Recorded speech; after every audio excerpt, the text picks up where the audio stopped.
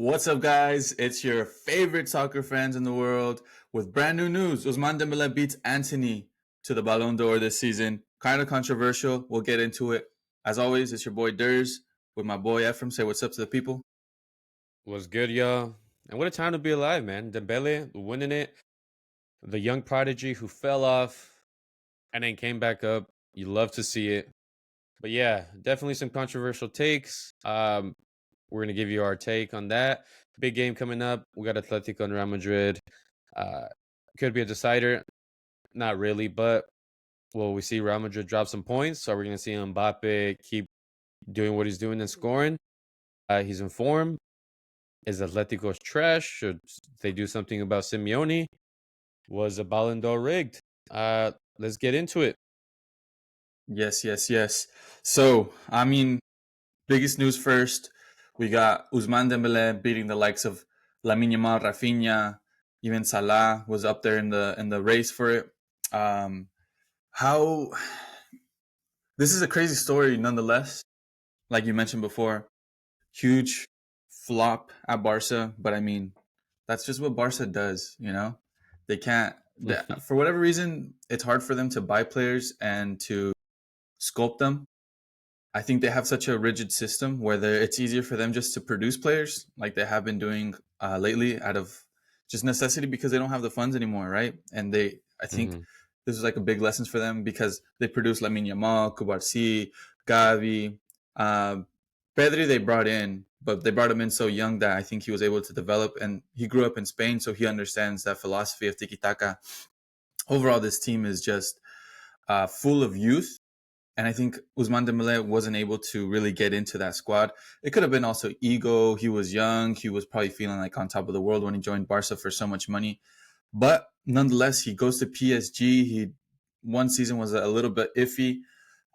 More than anything, I think that PSG season was crazy because who would have thought that at January PSG was one going to win the world was going to win the Champions League, and two, Ousmane Dembele was going to win the Balon d'Or. I don't think anybody had that projected, but it happened, and I think it was well deserved. We're talking about um, somebody who was so clutch for PSG every single knockout match into that to that final, which they inevitably destroyed Inter 5-0. Ousmane Dembele with crazy numbers this season. Won everything in France. Won everything. Obviously, won the Champions League. Almost won the Club World Cup. They got to the final. But just looking at his stats last season, 33 goals, 13 assists in all competition. And the Champions League, over 15 games, he got 8 goals, 6 assists, so 14 goal contributions in those 15 games, and he won it all. So it's kind of hard to argue against it, right? Especially because they destroyed Inter, and I think that was just an amazing showing.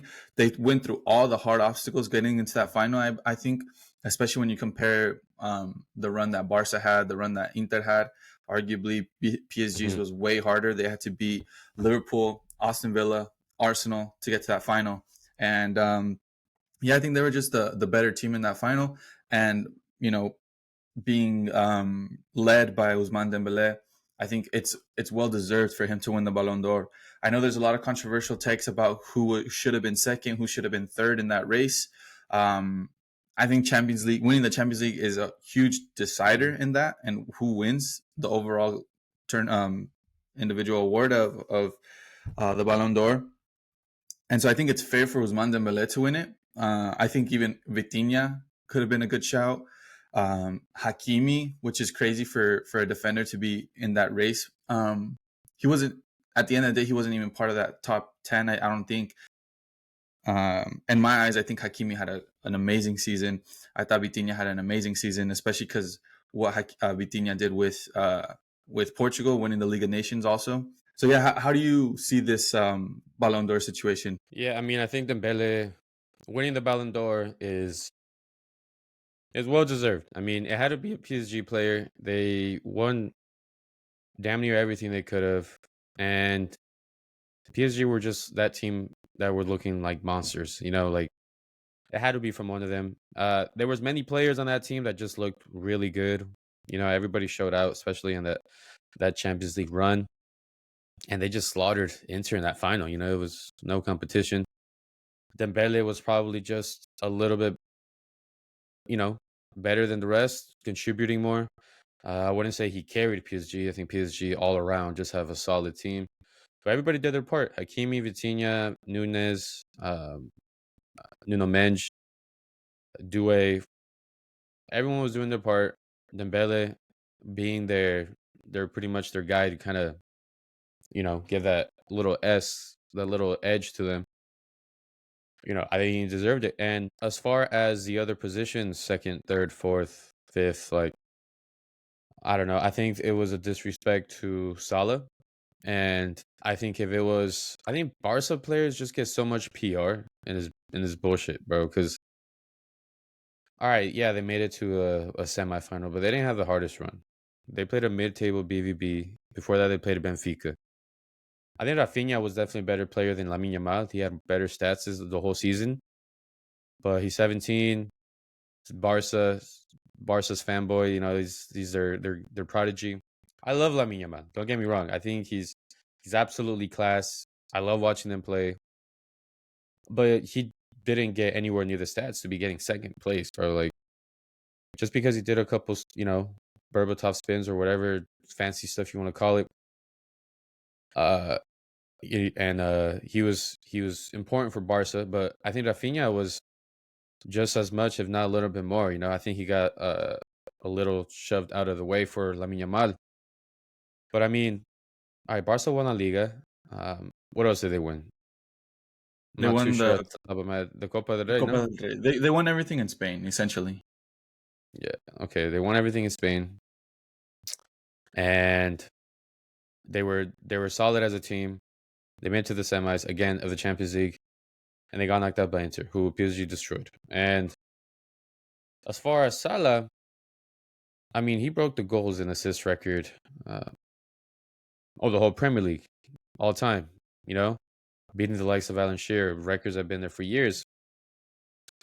And I just think it's so unfortunate for Liverpool to have played PSG in the quarterfinals because, I mean, Barca playing Benfica and BVB uh, it just inflates the way they looked for that season.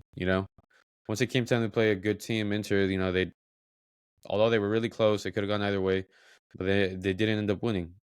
The manager of PSG said the hardest team they played that whole campaign was Liverpool. We were the only team that actually beat them both in one of the legs. So obviously Liverpool was a contender for that battle, for that Champions League.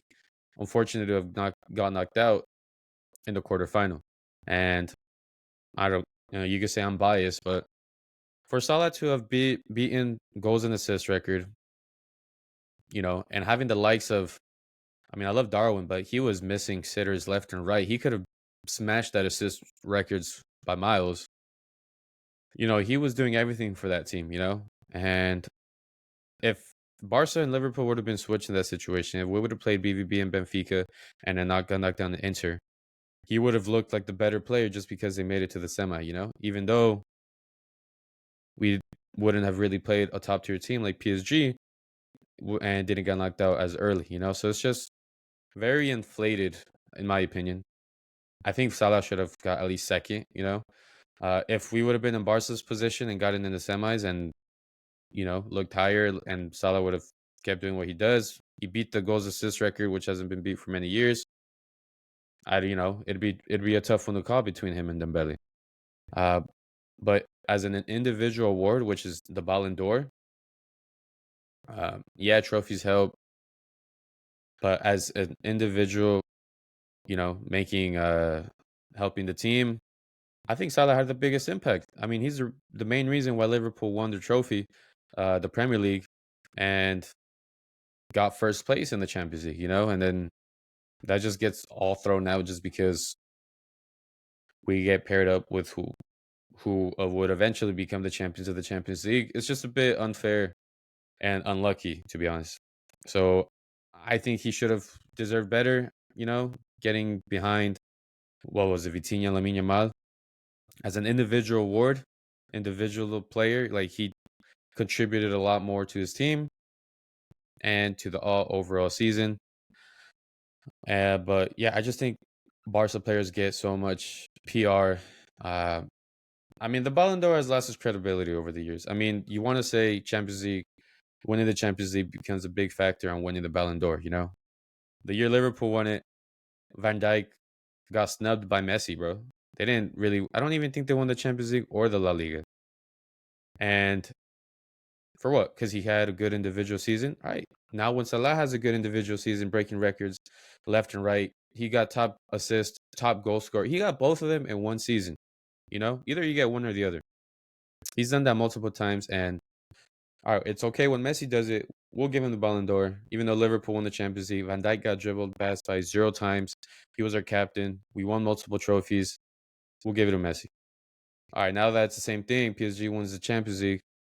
Now, fourth place. It's like there's no consistency here. So I feel like the Ballon d'Or has lost its value over the last couple of years.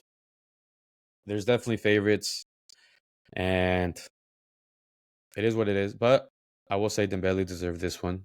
PSG was absolutely amazing this whole season, and you can't argue against it. They were the better team.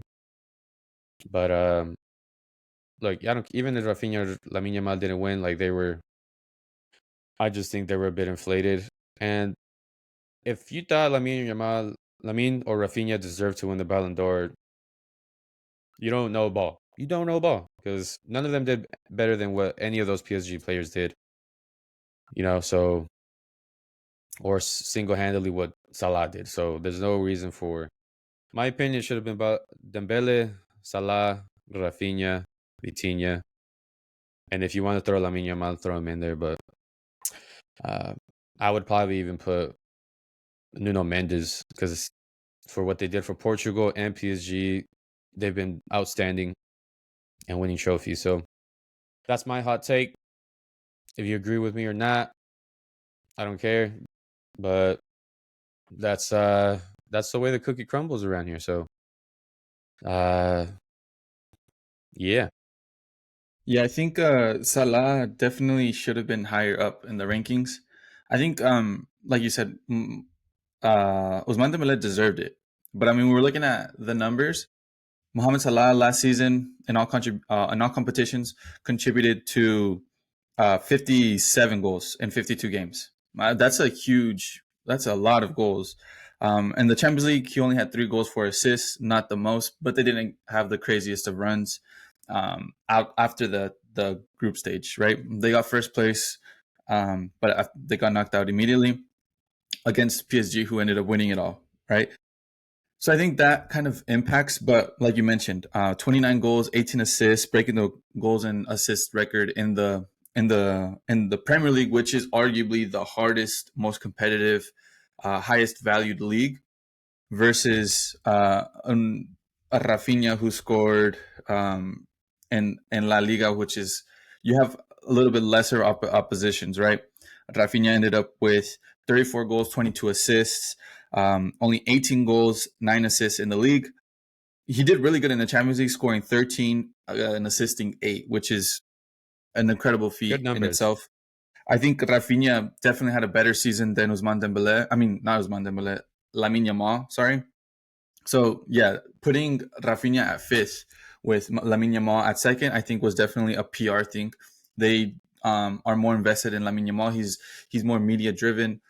He's gonna get the more clicks. He's gonna get the more likes. He's gonna get the more posts, sharing everything, bringing the the Ballon d'Or to a little bit just more trending topic. I think if you have Lamine Yamal over Rafinha, so definitely there is those doubts where it's like, is this because of a media thing? Like you mentioned, Virgil van Dijk got snubbed the Ballon d'Or that one season when nobody passed him. I think as a defender, that's crazy. I think that season they also Like, won the what league. more can you do? What more can Yeah, you do? as a defender, you literally, I mean, unless you're scoring also, like, I mean, come on, like everybody could be doing more, but as a defender, I think not getting past is in itself an incredible feat, and not winning it, um, it definitely raises some eyebrows. So this this individual, I guess, award has definitely lost its credibility when you have the likes of, I think Messi won it when also Lewandowski had a crazy season, winning the Champions League and everything. Virgil van Dijk winning the Champions League. And then I think the last one he won was when Haaland had a crazy season. I don't know. It seems a little bit unfair, but it is what it is. It's the past, and it is what it is. I think for me, I would have liked to see Usman Dembele, Rafinha, then Mohamed Salah. I think that Rafinha, I think that their run in the Champions League and his numbers in the Champions League are incredible. Getting 13 goals, 8 assists in 14 games, that's an incredible achievement. But I mean, it is what it is. How I many think of at the end of those? the day, How many of those came from BVB and Benfica? but it's still a Champions League. I mean, you could say the opposition was lesser, but I mean, Liverpool Because I didn't think really most of make them it. came from those games, and it's like everybody else got stuck with other teams. These ones got stuck with like the easier side, But I so it mean, helped Liverpool didn't his have the inflation of goals. Liverpool. I mean, Mohamed Salah only scored 3 goals in the games that he played in the Champions League, and the games that he played in the Champions League. I mean, they weren't against only the best of the best. I mean, they still had some teams No, they against, weren't. like, they played some scrubs. They beat Bayer Leverkusen 4-0. They beat Real Madrid 2-0. They played Girona and they only beat them 1-0. So I mean, and then RB Leipzig, Bologna. They played Milan, which at that time, I mean, they still are. They were trash. So I mean, Mohamed Salah could have definitely gotten more numbers. I think the Yeah, fact that that Liverpool didn't make it far in the Champions League was the ultimate decider. I think if Liverpool made it to the semifinals and then got knocked out by PSG, then I think we would be seeing Salah at second.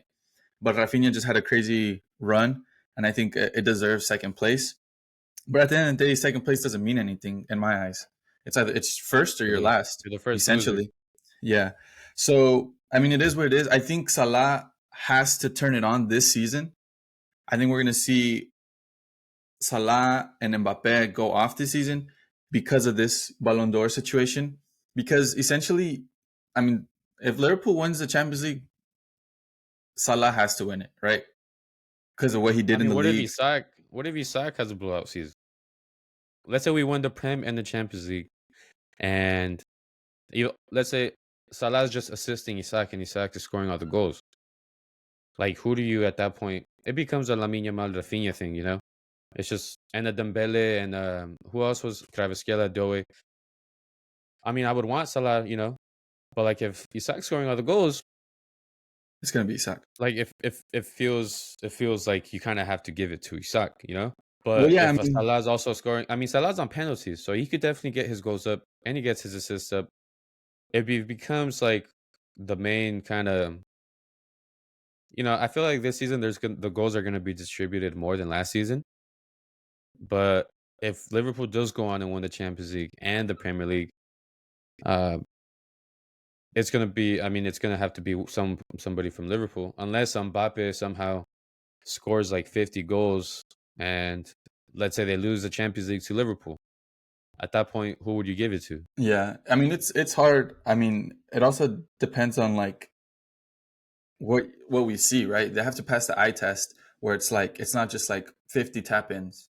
I mean, if they're like 50 like long shots or they dribble through the whole all of the defense and Liverpool beats Real Madrid 4-3 in the final and Mbappe gets a hat trick.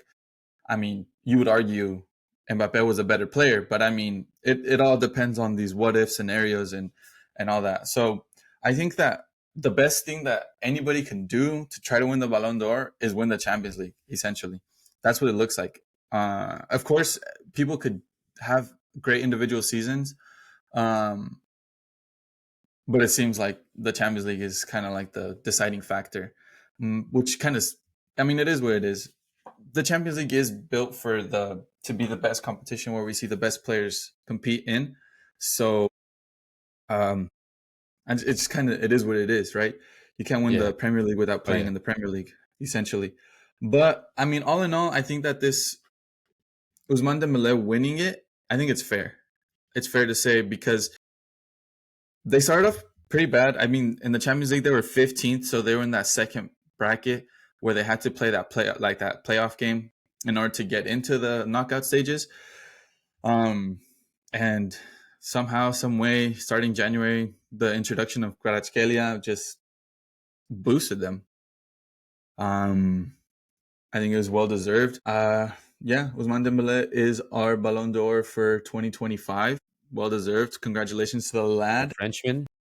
Yes, it's great to see him, especially like just like in general, the motivation that somebody who was really looking really good falls off, looks like he's gonna, you know, just be an average player playing at top teams because he has that spark in him, but he's never consistent.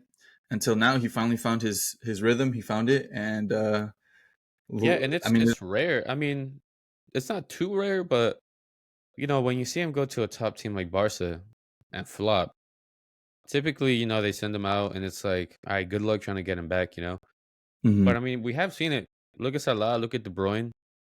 So it has happened, but it's definitely kind of rare that they do this good. So love that for Dembele to not have that mentality to push through, know what he's capable of, and I mean, make it a reality like he did. Yes, yes. But moving on from the Ballon d'Or, uh, big game coming up this weekend. We got Atletico Madrid versus Real Madrid. We have a Real Madrid who's unbeaten, winning every single game this season, and then an Atletico Madrid who's a little bit struggling. This season they did go decently in the transfer window, but I think they were just picking up pieces that they sold.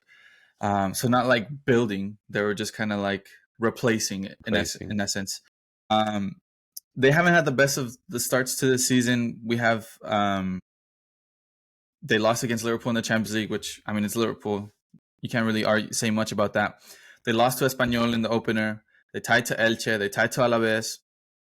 They get a win against Villarreal. Villarreal's definitely a better opposition. But then they tie to Mallorca, who's last place in the league. The And then last they, place, dog. yeah, and then they beat Rayo Vallecano. Rayo Vallecano's kind of been growing. Rayo Vallecano, like in La Liga, it's like you'll have these random teams that you never heard of, and then they're like in Europa League. Um, but yeah, I think this Atletico Madrid is definitely in shambles. It's hard to say anything besides a Real Madrid win. And Alvarez he got a hat trick in his last game. He's definitely going to come in with a better form than the rest of the squad. Unfortunately, this Atletico Madrid is definitely they have a lot of injuries. I mean, if you look at their squad, this last game against Rayo Vallecano, they had to switch up their formation. They played a five in the back, which I mean, Cholo Simeone, I don't know when he's ever played a five in the back. But they have They don't have injuries that to many injuries. well they they Real have Thiago Madrid has Almada, just as many. but I mean, I feel like these are more influential injuries. They have Thiago Almada who just came in. They have Johnny Cardoso who just came in, and Chema Jimenez who's been their starting center back for years now. When you look at Mhm. Real Madrid's lineup, this last game against Levante, you could see their injuries, and we have Antonio Rudiger, who sure, I mean the injury there is kind of annoying since they had to play Asensio um, at center back, and then you have Ferland Mendy, who doesn't really start anymore, and then Trent, who I mean, some people you could argue that he got benched by Dani Carvajal, whatever the case is, but um, I think that they're more influential in Atletico Madrid's case. But I think maybe it just seems like it's more influential because they haven't gotten the results. Like Real Madrid's winning every game, so it's like who cares if Mhm. Mbappe is injured? We're still winning. But I think when you see Atletico Madrid with the injuries, and you start to ask yourself like, how important are these injuries to the squad if they can't um, if they're just struggling in the league? I Mhm. think at the end of the day, I don't know. I don't know if they're not just getting the funding that they need because we have seen Atletico Madrid drop a lot of money in other seasons. Like 2 seasons ago, when they dropped the money for Julian Alvarez, right? They dropped 80 million on him. Before that, they dropped a lot on Joao Felix, and it didn't work out. I think they have dropped money, but um, I mean, I don't know. I mean, we just saw their sporting director leave them to go to Arsenal. So I wonder if something's going on in Atletico Madrid where they just don't have the funds anymore. And the sporting director was like, if you're not gonna, if I can't buy anybody, then what's my point? What's my role here, right? Um, so yeah, I mean, interesting to see from Atletico Madrid.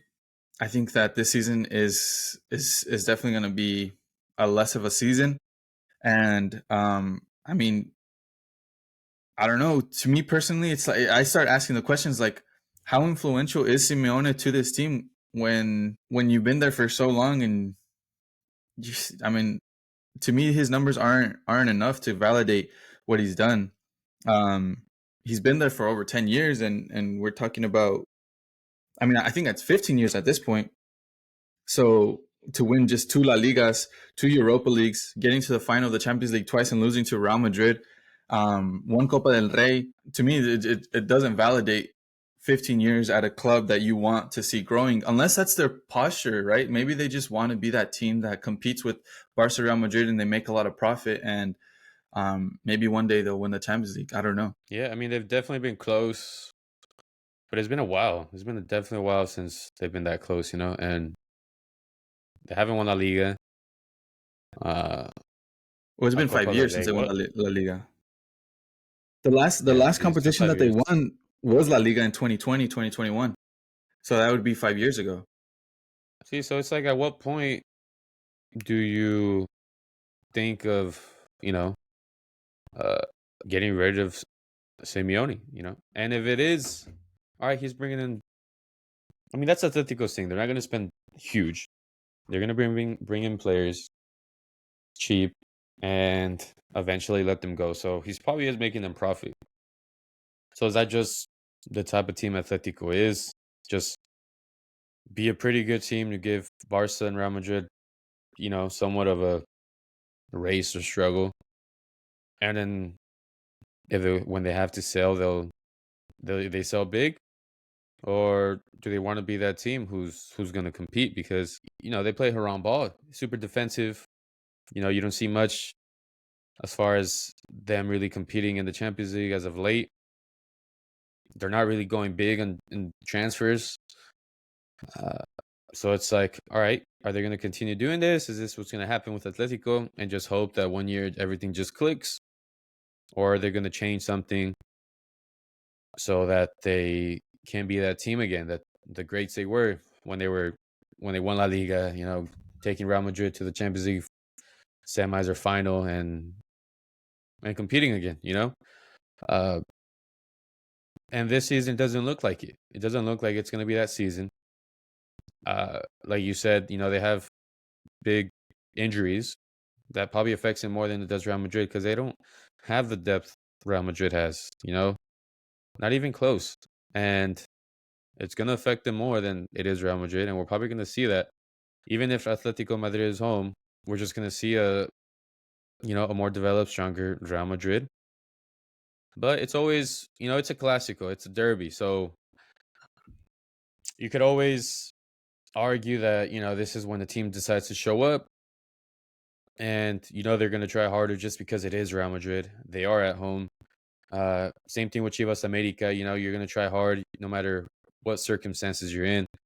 And when you have your crowd cheering for you behind you versus a team that they hate, you know, you almost put it up a gear. So it could be that they decide to show up that day, le echan ganas, and Real Madrid doesn't expect it. They come in, or we're just going to see a strong Xabi Alonso team come in and go home with a dub. But yeah, for Simeone, I mean, you can't think of Atletico without thinking of Simeone, you know, so it's become almost part of their culture. And I mean, my opinion, they'll probably just still keep him there because he's getting them Champions League. He's getting them, you know, probably never going to get past third place, but keeping them top three, competing somewhat, I guess, in the cups. I mean, as long as you're staying up there, you're seeing Champions League, you're going to make money. So he's going to keep doing that for them. You know, why risk getting somebody else who is going to take them off possibly that top three or out of Champions League? when they know someone who's going to consistently keep him there. They have taken them to the finals. They have won the title, and they're just hoping for that spark to spark again. You know. So, in my opinion, they'll probably keep him. They're going to run him dry. They're going to milk him dry, and you know, unless he starts getting them out of Champions League, out of competitions, he doesn't give. He starts caring, then that's when maybe we'll start, seeing. All right, we need to bring in a new manager, new stuff, new ideas. But for now, I'm seeing Simeone stay another couple years. Yeah, I mean, if you ask any Atletico Madrid fan, they're gonna tell you that Simeone is like their world, because of what he has done. They've, I think I looked it up. They've only been to the Champions League final 3 times, and twice of them were with Diego Simeone, and the first time was like in the 70s, I think. So we're talking about 40 plus years of them never competing in the Champions League. Realistically, Diego Simeone comes in and gets them to the Champions League final twice. Unfortunate for them to Mm, lose them when it was in penalties, so that yeah, was super unfortunate. But I don't know. To me, Diego Simeone is kind of like that. Like Atletico Madrid is like that girl who's been dating that guy since high school, and you're kind of like, wow, why are they still together? But she sees something in him, I guess. But but um money. yeah, I don't know. But I mean, on top of that, like we said, five seasons of them not really winning anything, not winning anything. We're gonna start to see players like Julian Alvarez kind of question why he's still there, because definitely he could go to any other team, right? He could probably fit Yeah, into that Barca team very well, and that's definitely got to be uh, like definitely it's got to be eating at you, right? As a player, Julian Alvarez, I'm sure he wants to be competing in everything and trying to win competitions. So we'll see how Atletico Madrid either one does something to try to keep him, or we'll see potentially Julian Alvarez exit pretty soon. But I mean, overall, it sounds like we're saying a Real Madrid dub. I think Atletico Madrid has that definitely in them to kind of like be dogs and fight it out with Real Madrid and take it to them and scrap a draw. I do not see them winning this game at all, but I mean, I don't know. I only see a Real Madrid win in my eyes. do you see Real Madrid ever converting to Xabi's formation at Leverkusen? A three What four is it, two a one. 3-4-3, 3-4-2-1? Um, to be Because honest, I've seen him mess with it a little bit, and he'll put it in every now and then when he makes subs or whatever. But will he ever fully convert to it in your eyes? I think it's hard for Real Madrid to do that. It's the same thing that I've mentioned before with Manchester United. When you go from having out wide players, mostly wingers, who to then try to having them more inverted with fullbacks that are out wide and pushing down the flanks, um, I think it's hard for a system to change. I think that Real Madrid is more intelligent than the players that Manchester United has. That I think that they could adapt to it very well. I think that Real Madrid has the players for it. I think having Trent probably, I don't know, he likes to tuck in, so that's another thing. But if you could tell Trent just stay on that line and bring in crosses, that would help. I think also with Alvaro Carreras, the left back, he's super. He has an engine on him, so he can run all day. The thing about the issue that I see with it is, like, I think Arda Güler fits that system. I don't think Vinicius fits that system. I don't think maybe Mbappe does because he'll cut in. I think Vinicius likes to stay wide, so it's kind of like one of those things where it's like, well, what do you have? What do you Mm, do? I think Rodrigo fits that system. If you put Rodrigo on the left, Arda Güler on the right, and then you have a striker. That system usually works with a big target man type of striker who could play 1-2s. But Real Madrid doesn't have that. They have a bunch of winger style strikers, right? With Mbappe, hey, Vinicius could start up there. But then running we have behind the to. line. Oh my God, what the? Some weird ass fly on me. But you have your center mids like Dog. Valverde and Jude Bellingham that I think could really suit that role.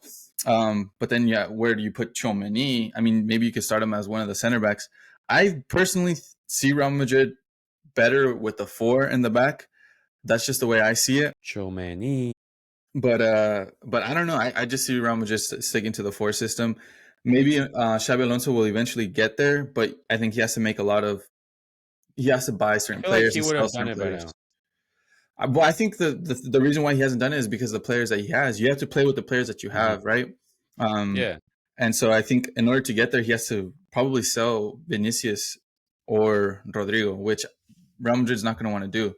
So it's like one of those things where will it happen? It depends on if people are willing to I guess bend the knee to his system. yeah. See, and in my opinion, that's what makes a good coach a great coach. You're not just trying to force these players into your system because this is what you believe, this is how soccer should be played, but you find the strengths and weaknesses of your players and make something out of it. You know, you know where they could play best. You know what they could do. All right, let me cook with this, and instead of trying to convert them into something that they've done for years and have engraved already in their head, trying to change that up so that if it's your system, you work with what you got, you know what they're good at, and you make it work. I think Xabi Alonso is doing great at that. He's a good manager. He's a smart manager. I mean, he's a beast of a player. And you see some of the top teams or managers do that. I feel like what Arne Slot is doing at Liverpool, especially last season, he didn't bring in any players. He didn't tell these guys, "All right, we're completely switching everything up." No, he brought in a little bit of his, and he kept a lot of what Jurgen Klopp already had because those were his players. Instead of just being very 1-2 football, he added that, but at the end he would add in some rock and roll football and send them out because he knew that's what these players knew. And what happened? They won the league. So I think that's what separates a good manager from a great manager, especially just starting off. Now, when later down the road, transfers come out. If you do want to eventually bring in your style and make this, make the changes there, I mean, you have the right to do that. But first, you feel like you gotta earn it. You gotta work with the players you already have. If you can't do that, then you're gonna struggle, and you're not really gonna get the best out of your team. But Yeah, and I think it's something that Xabi Alonso definitely needs to ask himself and see where he wants to go with this team, because when you have really no out and out strikers like your typical nine, Real Madrid doesn't have one. Um, there's shouts for Endrick. I don't think he's like your traditional nine. I see him more like a center forward, like behind the striker, kind of support striker, a little bit more agile. Um, and he's not going to work as a post because he's not big enough. Then you have Gonzalo mhm. Garcia, who's young and he has sparks and he has his moments, but I don't see him as that traditional nine for Real Madrid. So I think there's going to be definitely some business in the transfer window where we see Real Madrid. So I don't know. That kind of like makes me ask the question like is great, right? 9 goals this season Mhm. so far, but like how beneficial is he to this team when you already have a Vinicius who was second place in the Balon d'Or, then you introduce Mbappe, and now he's 17th in the race. Was he a net positive to this team? I mean, we saw Real Madrid not win anything last season and losing to Barcelona every game and every competition. So, how do you see it? Do you think that Mbappe was really a good move, given that he scored so much, but he's kind of I don't want to say he dropped a level, but it seems like he dropped a level for the rest of the players. We have Rodrigo being questioned. We have Vinicius being questioned. How much was that Mbappe and how much was that, I guess, them? How do you see it? Yeah, that's a tough one. Just because, I mean, look at this season. Mbappe already has 7 goals in La Liga. He's the top goal scorer by 3. He's already got 2 goals in the Champions League. Uh, I mean, I feel like he's really hungry for that Balon d'Or. He's chasing it. He wants it, but at what cost? If it brings down Vinny's level, Rodrigo's level, can he put the team on his back and carry them all the way through? Which Mbappe, he has what it takes to, I think, do it. I mean, look what he did to France. He scored a hat trick in that final, and I mean, although they didn't win the World Cup, he did his part. But could we see the same thing with Real Madrid? He puts in the work, but because he wants everything himself, he wants that shine, he wants to be that guy. uh, will it cause him to have no help when it comes down to it, you know? And he's not like your typical number 9. And I feel like Vinny and Rodrigo, they're huge wingers. Uh, who's is Rodrigo still starting on that right side, or I mean, it's sometimes he does, sometimes he doesn't. He's rotating with Arda Güler sometimes, or with Brahim Diaz, or even Mastantuono. So Rodrigo Santana? this I've seen him a season, while, and then yeah. Bueller, I feel like he kind of wants him in the mid. But I mean, he's scoring goals. Real Madrid's undefeated, so I think last season was all right. We give him a year to settle in. It's you're traveling abroad. He's never really left France. Uh, so it takes players for. I mean, you don't know what's ever going on inside the players' heads, and especially moving to another country when you've never done that. He had a rough first year. Maybe now that he's settled in more and he's hungry, we could see the best out of him. But we just got to see if the rest of the players can merge with him, or if it's going to cause some heads knocking, or just players being shadowed by Mbappe and not compete at that level. But what do I think? I mean, Vinny, he's fallen off after last season. 18th place when he said he was going to come in hot. I don't think you could blame Mbappe for that. Mbappe's doing what he can. Who do they have before Mbappe? Uh, with Vinny up top, Jose Lu. They had Jose Jose Lu. Lu, That wasn't, yeah. and he was like benched. But the reason why I kind of asked the question is because so Real Madrid for years, right? Since Jose Mhm. Mourinho back in 2011, they played with a support striker. So Benzema was always feeding the wingers, always. And then when Benzema left, they got Jose Lu, Jose Lu was just a post, which really helped the wingers out a lot because he would drag the Jose Lu would, absorb the pressure from the center backs and release it through playing in the wingers or whatever the case is, right? Or just be there for the 1-2s. But now we have somebody like Mbappe, who Mbappe is not going to hold up the ball. Mbappe is going to drive at the defense, which then and he drives mostly towards the left because he likes to cut in and shoot with his right.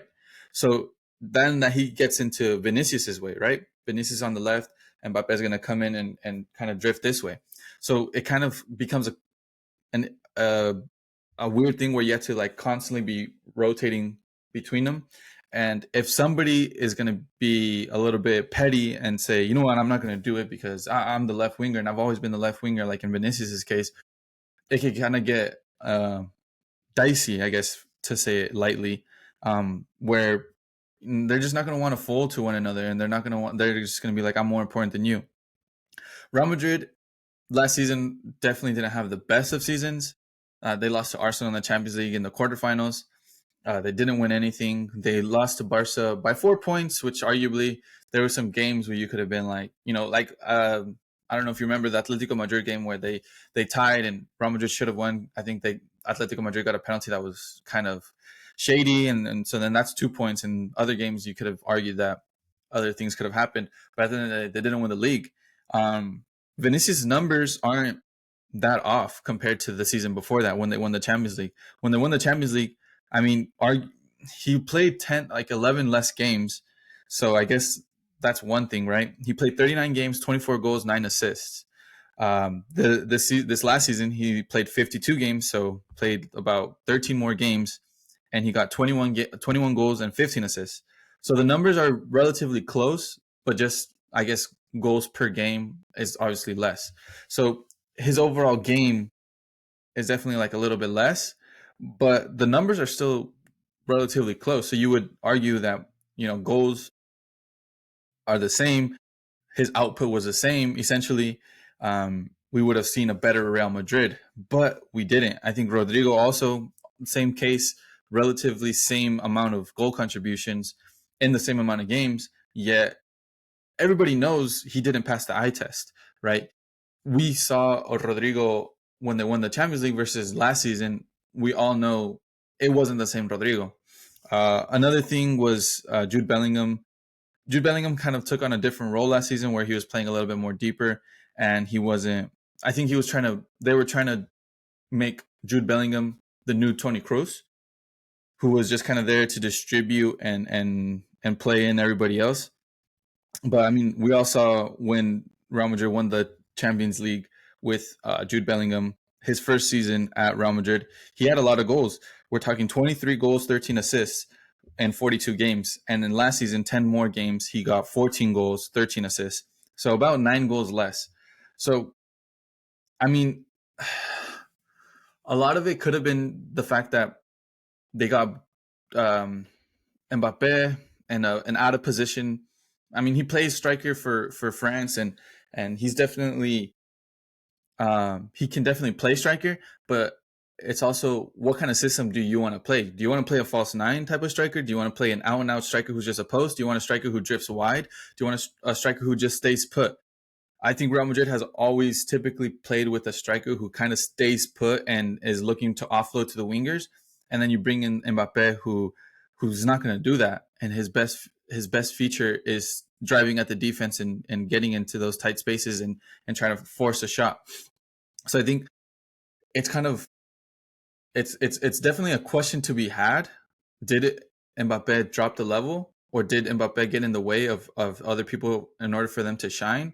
But it's also like you're a professional, adapt, right? So I think Xabi Alonso has a big task at hand because Vinicius is a great player. I think last season just kind of sucked for him, and Rodrigo too. If he could bring these players back to what they should be, I mean, that front three is gonna look crazy. But how many times have we seen these crazy front threes? Messi, Neymar, Mbappe. They didn't do anything, right? Same thing here at Real Madrid. You have this crazy front three, but is it about having a crazy front three, or is it about having a system that works? So I think that's Xabi Alonso's biggest task, and I would like to see what he does. I think that one of them is a little bit extra. I think between Rodrigo, Vinicius, and Mbappe, one of them is kind of extra, and I think Fiorentino Perez has to make a decision and letting go at least one of them. And that's the only way I see Real Madrid becoming a crazy team. I feel like they have to let go of one of them and pick up a striker, And a who would you full let on go? striker. I would, just based off numbers, I would let go of Rodrigo, but then it's kind of hard to say let go What of do you put on Rodrigo. the right? I would put Arda Güler or put Mastantuono within a season. We'll see how he does grow, like how much he grows. But I So do think, you pick up someone if you let go of Rodrigo? yeah, I would go for Ekitike. And then what happens with Mbappe and Vinny? They're just subbing off each other on the left. So the way I would see Real Madrid playing would be like if they want to go into Xabi Alonso's system with the 3-4-2-1 or the 3-4-3, however you see it, go for a striker who's going to work as a post, like an Ekitike type of player, someone tall who can hold the ball up, is physical, but is also really techie, where they could, find those nice little balls in between the defense. And then to have your two internal, I would like to see Rodrigo on the right and Mbappe on the left, and get rid of Vinicius. I think Vinicius would get you the most money. But it's hard. It's like, when people would ask you in high school, like, hey, would you rather watch your parents, do it every night, or join them once and make it stop? Like, you can't. It's a lose-lose. If you want to um if you want to let Crazy. go if you want to let go of one of them, it's a lose-lose. So, I but in mean, order to be a I'd probably get rid of. See, the good thing is you already have. See, I'd probably sell Vinny. I'd splash big on Vinny, put Mbappe on the left. Let's say you do bring in Katike because you went big, and then you have Rodrigo slash Guler on the right. Kind of, you have two different style of right wingers that you could kind of mess around with. You have a right-footed and a left-footed. One's gonna cut. One's gonna go out wide, and then you do have those. Like if you really want someone like a Katike, let's say you do get a Katike, but imagine that him with Mbappe when he's kind of like the glue. He's like the Firmino to Mane Salah, working off Rodrigo and Mbappe. Just because, I mean, let's say you do get rid of Rodrigo.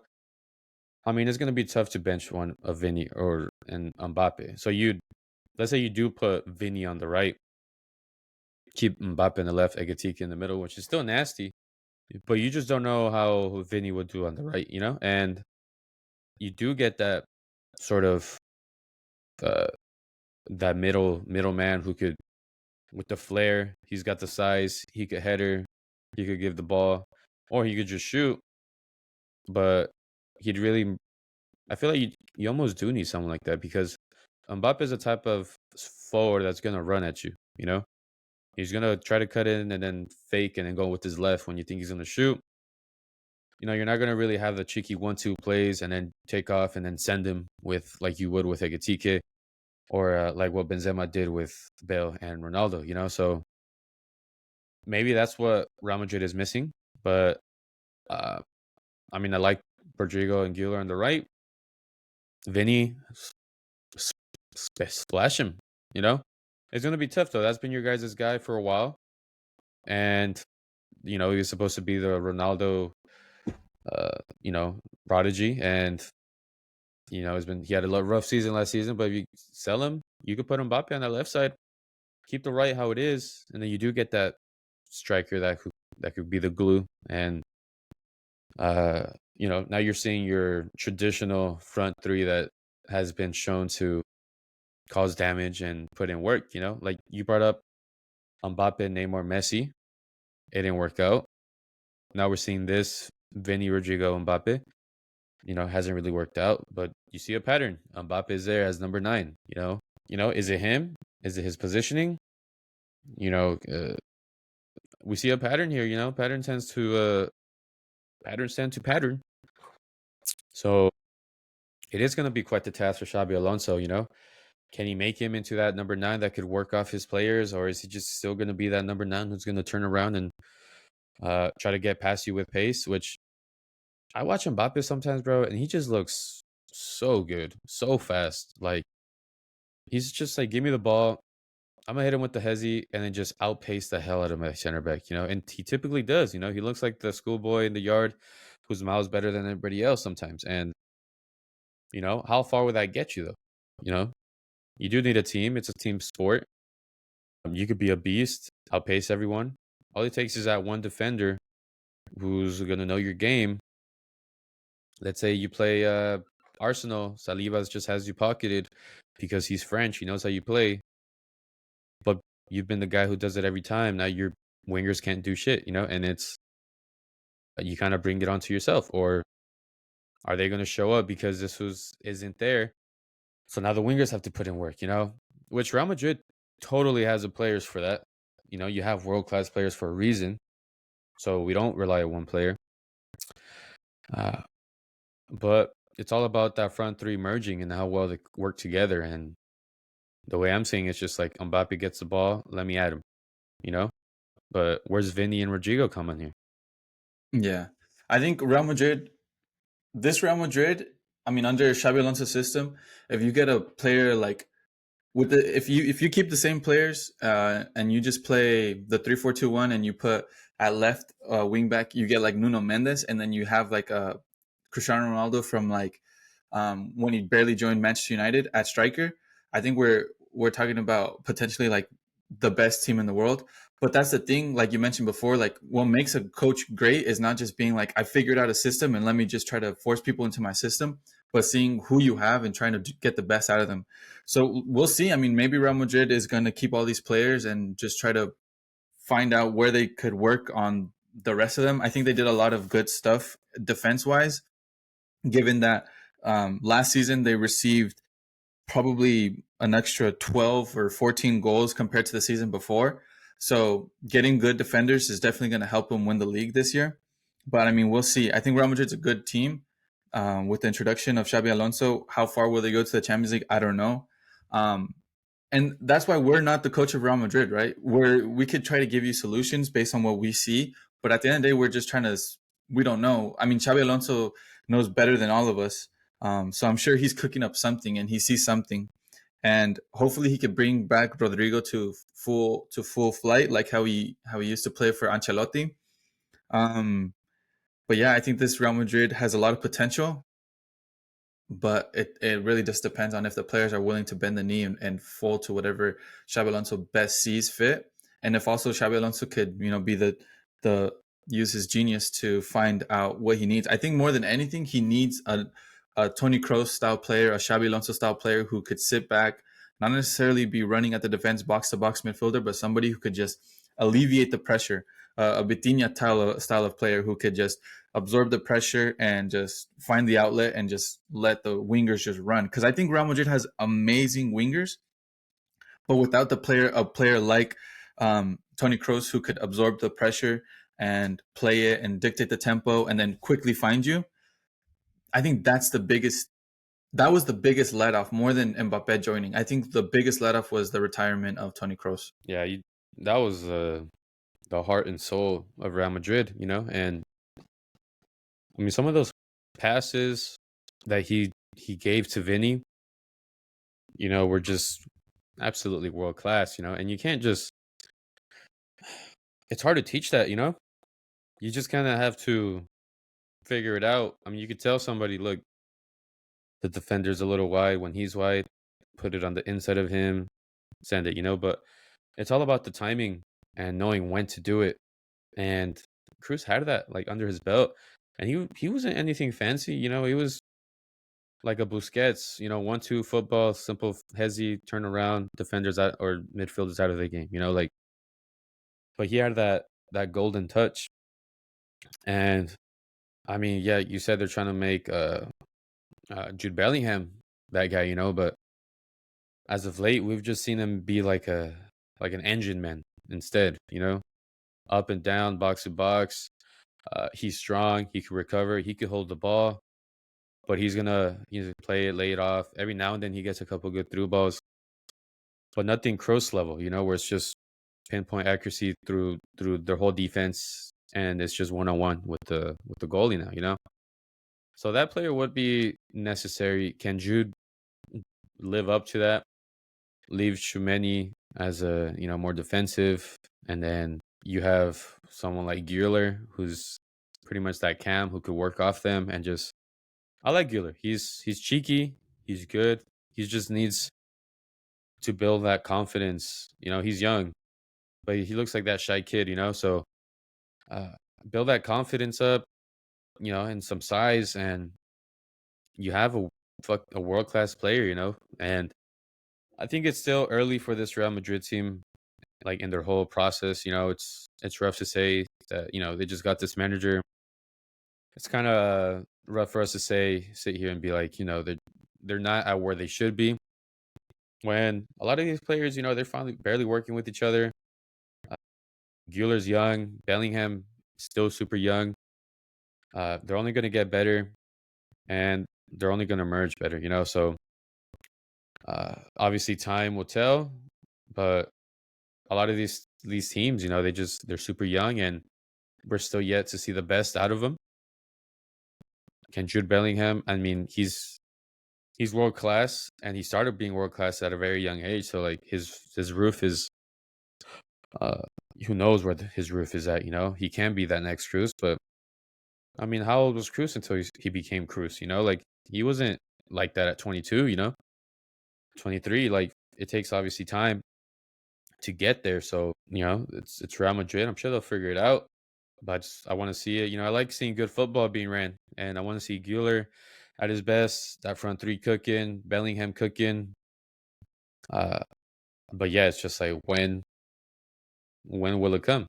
You know? Yeah, I think Real Madrid definitely has the potential to be. They're always going to be considered somebody a team that's definitely going to compete for everything. And last season, sure, it wasn't the best of seasons. They didn't win anything, but they definitely competed in every competition. Right, second place in the league, made it to the quarterfinals and lost to Arsenal in the Champions League, pushed in the Copa del Rey. You know, so they have a solid base. It's not like we're talking about a team that, you know, has fallen off. But yeah, we'll see what Xabi Alonso does. But yeah, other than that, you got any other thing that you want to talk about? Nah, I don't know if you heard Leone towards ACL or Superman, but I mean that's obviously a different topic. But it just makes me think if we would have got Gahey, you know, because now we're shorter center back. Hoping for a quick recovery from the lad. Nobody likes a torn ACL. You know, been there, or I mean, I haven't been there, but we've seen players go through there, and they're going to be off at least 6 8 months. So it just sucks. Nobody wants that for their team, and nobody wants that as a as a human being. Besides that, Leone's a center back from Liverpool, youngster. the youngster, yeah, the one that we got Oh, from like Parmas, the Italian, oh, the Italian guy. Okay, yeah, dang, looks like that sucks. He Superman. just joined. And he was looking good, man. He was looking good. We played him in the Carabao against Southampton, and Yeah, that's he was unfortunate. looking solid. He was, being tall center back, already talking his talk, like calling plays, talking to everybody. He looked like a leader, But I mean, I feel like this shit always happens early on, and then it's better for him to go through this early on than in his mid 20s, early 20s. I think this you get out of the system, you know what to kind of look out for, what to feel, and now you only work on strengthening, and you're gonna get it back. You're young, you're 18. You're gonna get it back. So hoping for a speedy recovery. I just hope missing out on a center back doesn't cause him to sacrifice some players. Now we'll have Konate, Van Dijk, Joe Gomez. Might have to bring someone up from the academy, but if this means Konate plays more, Van Dijk plays more, hopefully they don't get injuries. So Yeah, that's my only worry, but I think we're solid. I think we're good. Our academy is promising. As far as Atletico Madrid predictions, 4-0 Real of Madrid. course, you cheeky boy. I think it's gonna be 3-1 at that Real Madrid. Yeah, I think Real 3-1. Madrid. It's Raised by definitely, Mbappe. yeah. I think if Real Madrid doesn't win, that's a huge let off. Even a tie is a failure. I think not a failure, but like a tie is a loss for Real Madrid. The way Given they're looking how, like right now, yeah. yeah, the way that they're coming into this game, I think that Real Madrid has more. Um, yeah, they should be winning this game, but overall, Anthony's gonna win the next Balon d'Or. I will be joining Real Madrid as a striker, and all will be good. I will Yeah, bring peace. I as will will bring I. peace. But Chicho probably taking place, but we'll see what's good. Besides yeah, that, let's hope for a good weekend. All of y'all enjoy your weekend. Big games. Stay tuned. We'll probably see you next week. Show some love, show some support. Leave a like, subscribe, let us know what you're trying to see next. And yeah, without further ado, we'll see you on the next one. peace. Peace.